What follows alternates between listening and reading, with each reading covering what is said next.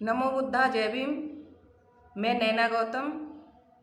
अब बात करते हैं आज की खबर को लेकर कि कैसे बहुजन बेटी को ठगा गया। रोहिणी का कहना है कि 2020 में मनीषा वाल्मीकि केस हुआ।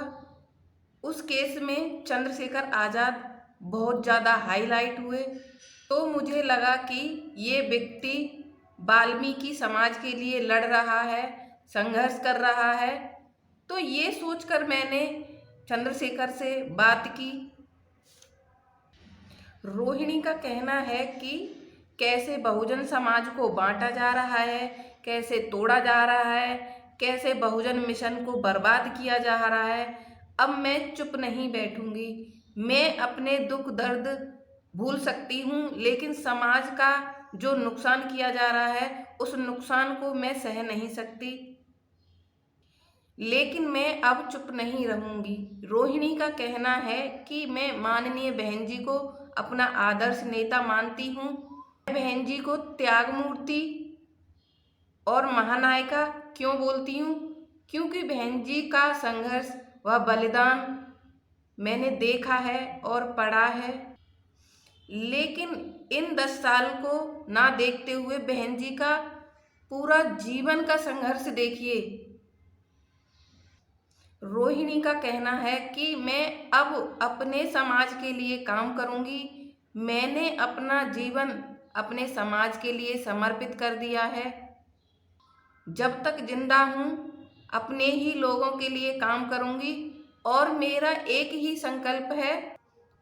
21वीं सदी के जनरेशन को दिखाना चाहती हूँ कि आज भी अगर कोई ईमानदारी, निस्वार्थ भाव से, बिना किसी लालच के, बिना पद प्रतिष्ठा के काम करना चाहे तो परिवर्तन हो सकता है। रोहिणी का कहना है कि मुझे पता है कि मेरा विरोध कौन कर रहा है। वाल्मीकि समाज, मुस्लिम समाज, सरवर समाज, बहुजन समाज नहीं कर रहे। 10% जाटव के वो लोग जो माननीय बहन जी का विरोध करते हैं, वो लोग मेरा विरोध कर रहे हैं। अगर चंद्रशेखर आज़ाद बहुजन समाज का ईमानदार, समर्पित, संघर्षशील नेता होता, वो मेरे साथ कितना भी गलत करता, मैं चुप रहती। लेकिन उसने समाज का नुकसान किया है और कर रहा है। मैंने देखा है कैसे युवाओं का भविष्य बर्बाद किया है, कैसे आज की जनरेशन का जीवन बर्बाद कर रहा है। अब मैं चुप नहीं रहूंगी और ना चुप बैठूंगी। आओ चलो, अब मैं आपको रोहिणी से रूबरू कराती हूँ। तो आप चंद्रशेखर रावण से क्या सोच के आपकी मुलाकात हुई थी? अब क्या सोची थी? पॉलिटिकल पार्टी बनाएंगे, साथ में काम करेंगे, समाज के उत्थान करेंगे, क्या था, वजह क्या थी? देखिए, वजह ये थी कि जब मैं यहाँ पर आई, जैसे ही मैं 2020 में आई, उसके बाद 6 महीने मैंने यहाँ पे लोगों के साथ ज़िंदगी देखा। तो मैं जब यहाँ से अपने लोगों की परिस्थिति देखती थी, मुझे बड़ी तकलीफ होती थी, खासकर सफाई कर्मी वर्ग के लोगों की। कैसे वो 8,000 की नौकरी में अपना जीवन यापन कर रहे हैं।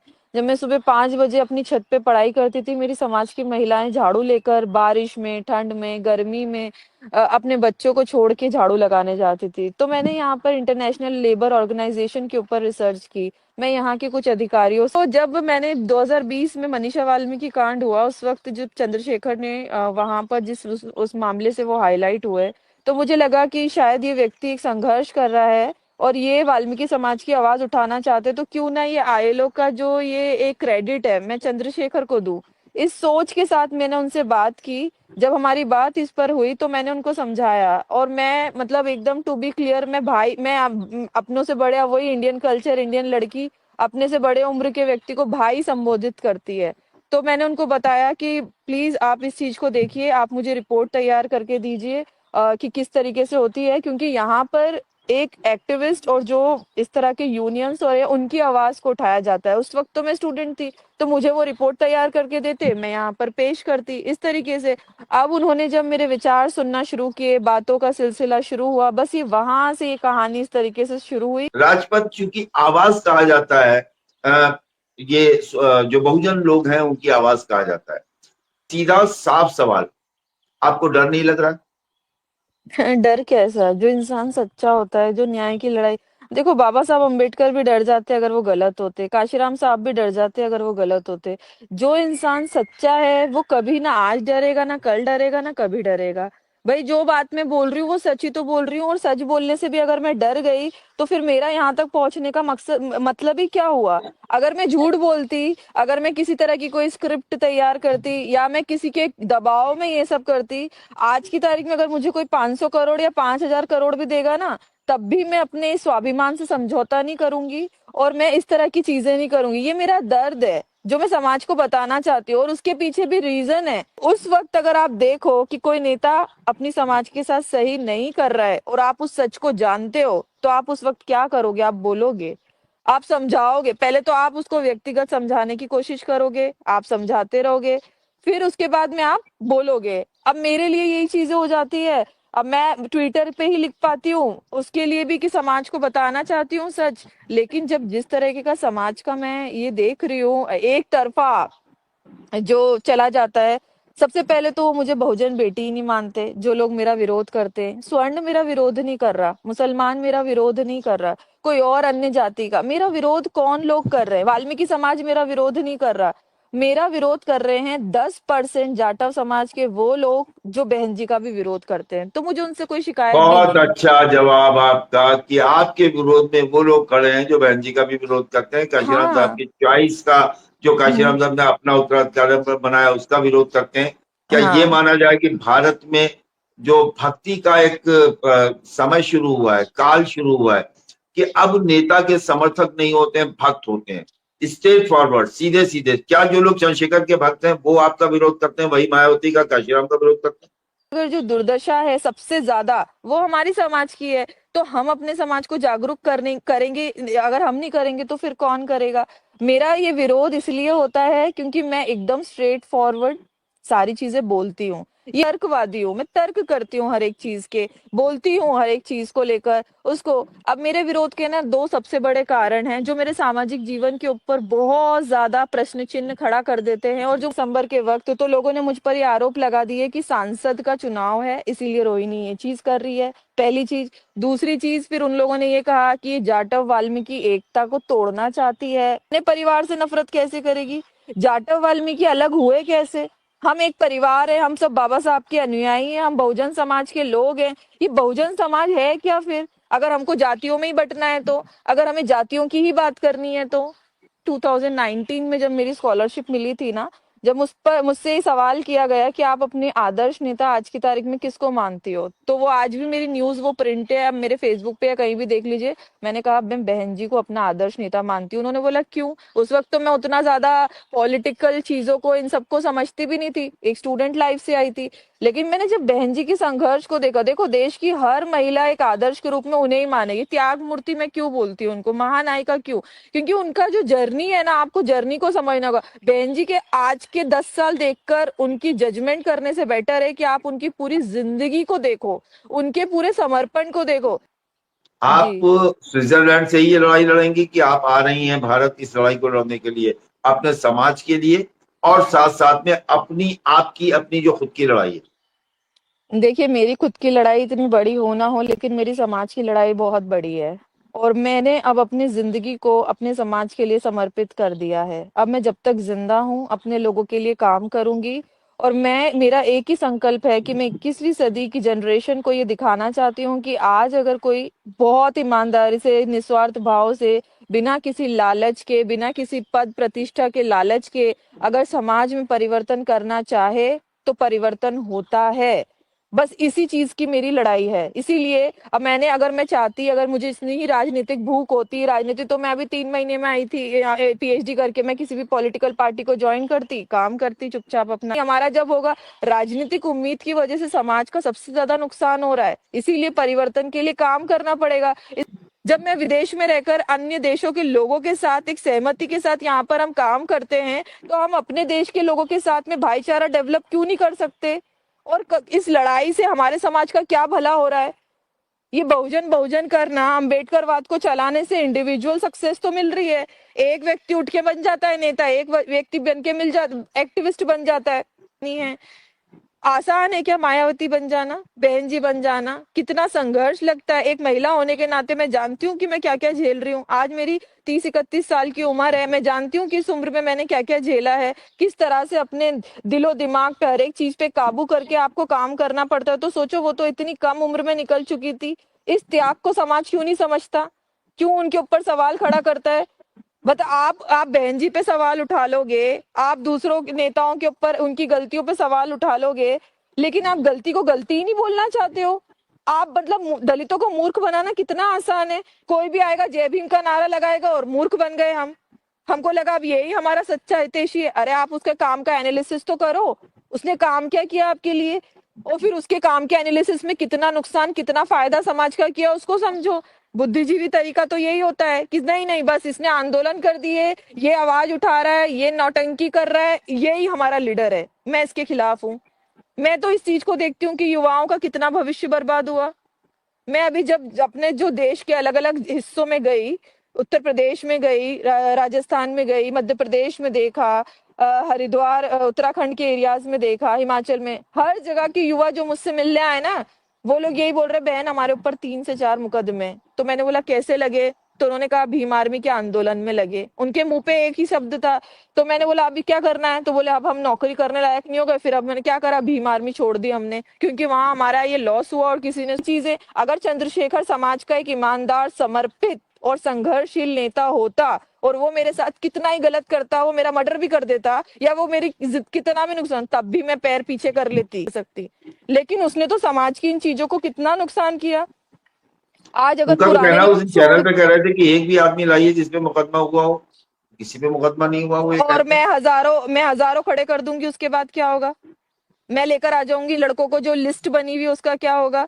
मैं मिली हूं उन लोगों से, जब मैंने उनके दर्द, भाई आप एक पीढ़ी को, एक नस्ल को बर्बाद कर दोगे और कोई कुछ बोलेगा नहीं। और जब हम विरोध करेंगे, और ये मेरा विरोध आज से नहीं है, मैं जब चंद्रशेखर के साथ थी तब भी मैं विरोध करती थी। ये बात उनकी पार्टी के लोग जानते हैं, उनके प्रदेश अध्यक्ष जानते हैं। मैं गलत का विरोध हमेशा करती हूँ। लेकिन वही वाली बात है ना कि जब आप एक किसी के साथ इमोशनल रिलेशन में, उसके खिलाफ आप सोशल मीडिया पे तो लिखोगे नहीं, ये तो मर्यादा नहीं होती। आप कोशिश करोगे कि उसको समझाओ समझाओ समझाओ, लेकिन वही बात है ना, मैं कड़वी लगी क्यों, मैं बुरी लगी क्यों? क्योंकि मैं हमेशा गलत का विरोध करती रही। नहीं तुम ऐसा नहीं करोगे, ये चीज समाज का नुकसान है। मैं उसको एक ही चीज हमेशा समझाती थी कि भाई देखो, 2 रोटी हम गरीबी में खा लेंगे, लेकिन हम समाज के लिए ईमानदारी से काम करेंगे। क्या करना है हमको?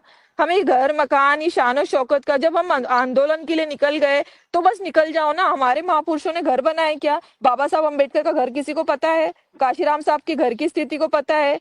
त्याग करना है नहीं आपको, और आपको चमक पूरी चाहिए। आप चाहते हो कि ग्लैमर के साथ सक्सेस मिले। दलित राजनीति में ग्लैमर की कोई जगह ही नहीं है। आप ये काफिले दिखा रहे हो, इस काफिले में कितना नुकसान होता है। किसी की अगर हैसियत नहीं है तो वो किराए की गाड़ी लाएगा, क्यों? क्योंकि भैया काफिले की वीडियो काफिले बना में के मैं आपको डालनी है। रोकूंगा। बोलती हूँ भाई, मुझे पूरा समाज गाली बके, मुझे पूरा समाज चरित्रहीन बोले, मेरा जितना नुकसान हो जाए, लेकिन मेरी समाज का नुकसान नहीं होना चाहिए। मैं तो बोलूंगी, मैं तो बोलती रहूंगी, चाहे इस तरीके के सच बोलने में मेरी जान चली जाए, क्या फर्क पड़ता है?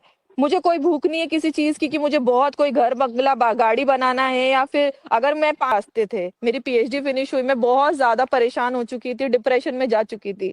मेरे पास 2 रास्ते थे, या तो मैं संन्यास ले लूं, चली जाऊं किसी अध्यात्म में और खत्म कर दूं अपनी जिंदगी, गायब हो जाऊं। मैंने दूसरा फैसला ये था कि मैं समाज के इस काम में घुस जाऊं और मैं अपने काम को इतना अच्छा करके बताऊं कि समाज खुद समझ जाए कि कौन ईमानदारी से काम कर रहा है, कौन रिजल्ट ओरिएंटेड है और कौन नेगेटिव है। जिन युवाओं का भविष्य बर्बाद हुआ है, उन युवाओं के भविष्य को संवारने का, सुधारने का काम करूं, उसी को लेकर मैं चल पड़ी थी। लेकिन जब देखा कि समाज, मैं तो इस पूरे बहुजन समाज को समझ रही हूँ, मेरी शिकायत ना सिर्फ और सिर्फ बहुजन समाज से ही है। मेरी शिकायत स्वर्ण समाज से है ही नहीं, मेरी शिकायत किसी और से है ही नहीं। मेरा विरोध और मुझसे लड़ कौन रहा है? मुझे तो उन लोगों से, देखो जो कड़वा बोलता है ना समाज में, सब कड़वा बोलते थे। काशीराम साहब क्या कम कड़वा बोलते थे? उनके भाषण उठा के देख लो, वो कितना समझा, एग्रेसिव जो होते थे किताबें जब, लिख दी उन्होंने। हाँ, वो कितना एग्रेसिव होते थे जब समाज पे बात आती थी। उन्होंने एक पत्रकार को थप्पड़ मार दिया। तो जो व्यक्ति समाज के लिए काम करता है उसका एग्रेशन होता है, क्योंकि वो गलत बर्दाश्त नहीं करता। तुम गलत कैसे बोलोगे? लड़ोगे तुम समाज के लिए, बोलोगे। मैं लड़ती हूँ, मैं बोलती हूँ उस चीज के लिए, मेरा विरोध होता है। चंद्रशेखर ने आपसे संपर्क करने का प्रयास किया? हिम्मत नहीं है इतनी, कैसे कर लेंगे? पता है उनको कि अब वो बहुत एग्रेशन में आ गई है, और वो ये भी जानते हैं कि बिल्कुल सच बोल रही है। पहले तो उन्होंने बहुत दबा लिया, बहुत रोक लिया, बहुत ड्रामे कर लिए। उस वक्त मैं भी इमोशनली बहुत ज्यादा कनेक्टेड थी, तो मैं चुप हो जाती थी, लूंगी। लेकिन समाज का नुकसान करोगे तो क्यों नहीं बोलेंगे? तुम्हारी राजनीति से साफ साफ दिख रहा है। अभी ये टोल टैक्स वाले मामले हुए, एक जगह 70 लोगों के ऊपर मुकदमे दर्ज हुए, एक जगह 2 दिन पहले 25 लोगों के ऊपर मुकदमे हुए। इनका हिसाब कौन करेगा? इन युवाओं की नौकरी लग जाएगी सरकारी? इन युवाओं को, ये युवा कभी आगे बढ़ जाएंगे? इन घरों की क्या हालत होगी? इन परिवारों की जिम्मेदारी कौन लेता है? ये परिवार हमारे पिछड़े नहीं हो जाएंगे? फिर आरक्षण का फायदा कैसे उठा लोगे? हमारा कर्तव्य ये बनता है कि हर एक व्यक्ति कम से कम इतनी जिम्मेदारी ले कि अपने आसपास के 5 घरों को सर्व संपन्न करवाए, बच्चों को शिक्षित करके। हम इस संकल्प को छोड़ के हम चाह रहे बस आओ हवाबाजी करो, लड़ो भिड़ो, ये सब चीजें क्यों होती रहेगी? इस चीज से अगर समाज का नुकसान हो रहा है, चीज को व्यक्तिगत मानकर उसको अवॉइड करना शुरू कर देते, बोलते नहीं नहीं रोहिणी तो जो बोल रही है वो सिर्फ और सिर्फ व्यक्तिगत गुस्से में, और इसी चीज का फायदा उठाता है वो आदमी। उसको लगता है कि जितना बोलेगी मेरे ही पक्ष में आएगा, जितना बोलेगी उतना। तो भाई ठीक है, एक दिन तो समझेगा मेरा समाज। मैं तो अपने ऊपर जितने आरोप है, जितना अपमान है, मैं तो झेलती रहूंगी। बहुत करीब नहीं है चंद्रशेखर के, भीम आदमी के, आजाद समाज पार्टी के। इनका आईटी सेल भी है क्या? क्योंकि जिस तरह की टिप्पणियां मायावती के कैरेक्टर को लेके एक जो हैंडल है कुछ ट्विटर के और फेसबुक पर की गई, जिस तरह की टिप्पणियां आपके कैरेक्टर को लेके, आपके शब्दों को जिस तरह के इस्तेमाल किया गया, वो ऐसा लगता है कि आईटी सेल भी होगा। आईटी सेल है, इनके ग्रुप्स है जिसपे ये लोग ट्रेंडिंग वगैरह कराते हैं। उन ग्रुप्स पे पहले मैं भी ऐड थी और मैं भी देखती रहती थी। अब कुछ चीजें जैसे नैरेटिव सेट करना है ना, इनको बहुत अच्छे से पता है। ये जो जितने लोग मेरे खिलाफ लिख रहे हैं, इनके पीछे कौन है? आपको क्या लगता है बिना चंद्रशेखर की इजाजत के इनकी इतनी हिम्मत है मेरे खिलाफ इतने गलत शब्द लिख लें?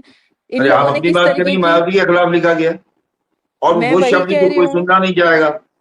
अरे जब जिस दिन ये इन्होंने ये बोला था, आकाश आनंद जी ने, कौन भीम आर्मी, उस वक्त तो मेरी आंखों के सामने सब कुछ हुआ।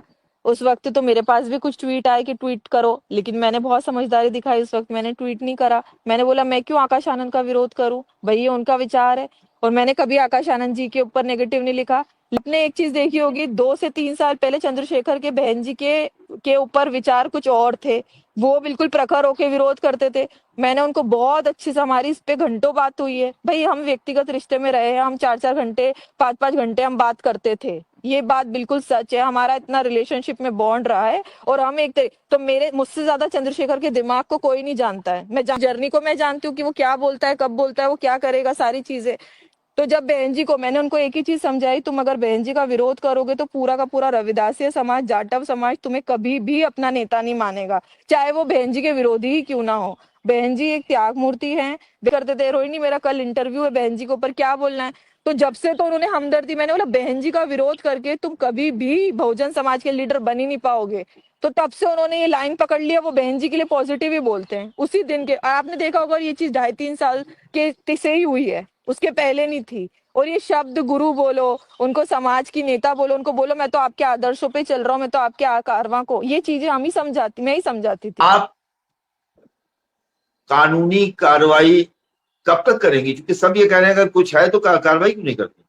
हो गई है कानूनी कार्रवाई। देखो कुछ चीजों में ना प्रॉपर चीजें करने में वक्त लगता है, गंभीरता से। और ये कानूनी कार्रवाई करने की सबसे बड़ी वजह भी ये है कि जब तक मैं ये नहीं करूंगी ना, जब तक कि समाज मेरी सुनेगा ही नहीं। मैं चाहे इनको कितना ही ट्विटर पे बोलूं, ये मुझे ब्लैकमेलर, विश कन्या, इस तरह की चीजें बोलते रहेंगे। ये मेरा, जिस तरीके से मेरे कैरेक्टर पे, चरित्र पे सवाल उठा रहे हैं, उसका जवाब देने के लिए अब मुझे ये चीज करनी पड़ेगी, वरना ये मुझे समाज के सामने खड़े ही नहीं। देखो पुरुष प्रधान समाज की मैं इस चीज से लड़ रही हूँ कि भैया अगर गलती दोनों की थी तो आप लड़की को दोष दे रहे हो। एक लड़की का अफेयर पता चल गया एक व्यक्ति के साथ तो वो चरित्रहीन हो गई, और आदमी का 10 अफेयर पता चल गया वो बनेगा बहुजन नायक। ये कौन सी सोच है? आप बहुजन महापुरुष की गद्दी दे दोगे उसको और लड़की को बोलोगे, तो वाल्मीकि समाज इस बात से नाराज नहीं होगा? भाई ये जो भी बहुजन आंदोलन के लिए ईमानदारी से काम करेगा उसको बीजेपी का एजेंट बना देंगे, बस। ये समाज के अंदर नैरेटिव सेट कर देना है। बहुजन समाज के लिए आपका संदेश क्या है? बहुजन समाज के लिए संदेश ये है कि मूर्ख बनना बंद करो और समाज को तर्क वितर्क पर देखो। कौन नुकसान कर रहा है, कौन फायदा कर रहा है, उस चीज को समझना शुरू करो। हर एक के ऊपर आरोप लगाकर उस चीज को, क्योंकि फायदे पर देखो, अगर हम इतना पिछड़ रहे हैं, अगर हम इतना खत्म हो रहे हैं ना, तो इसके जिम्मेदार हम सब है, कोई और नहीं है।